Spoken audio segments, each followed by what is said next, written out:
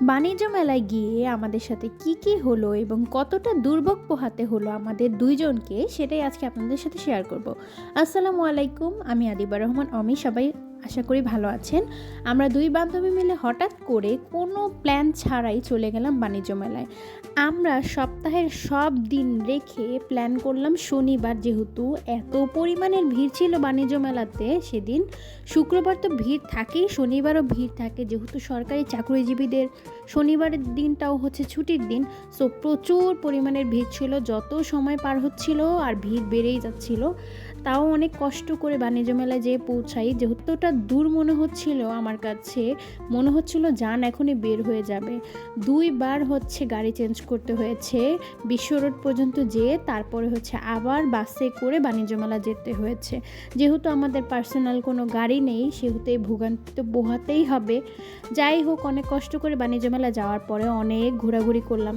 এবারের বাণিজ্য মেলাটা প্রতিবারের থেকে একেবারে অন্যরকম হয়েছে, কারণ এবার লো কোয়ালিটির অনেকগুলো প্রোডাক্টসের দোকান হচ্ছে বাণিজ্য মেলায় চলে এসেছে।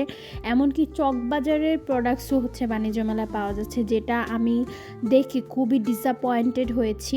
আমার মোটামুটি ভালো কোয়ালিটির দোকানগুলো দেখলাম, প্রোডাক্টসগুলো খুব ভালো লাগলো, কিন্তু তুলনামূলক সব দিক দিয়ে বিবেচনা করলে দেখা যায় প্রাইস অনেক বেশি রাখছে। এমনকি আমি একটা ড্রেস অনলাইন থেকে পারচেস করেছিলাম, যেটার প্রাইস ছিল 1200 টাকা কট সেট, সেইটাই সেমটা বাণিজ্য মেলায় গিয়ে জিজ্ঞেস করলাম দাম 1600 টাকা।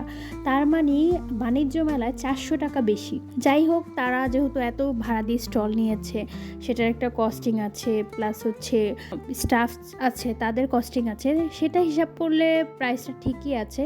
বাট বাণিজ্য মেলায় আমার কাছে মনে হয় যে একটু কম রাখলে হচ্ছে ভালো হতো, যেহেতু প্রোডাক্টস যদি কম দামে দেওয়া হয় এবং বেশি সেল করা হয় তাহলে কিন্তু প্রফিট উঠেই যায়, ঠিক না?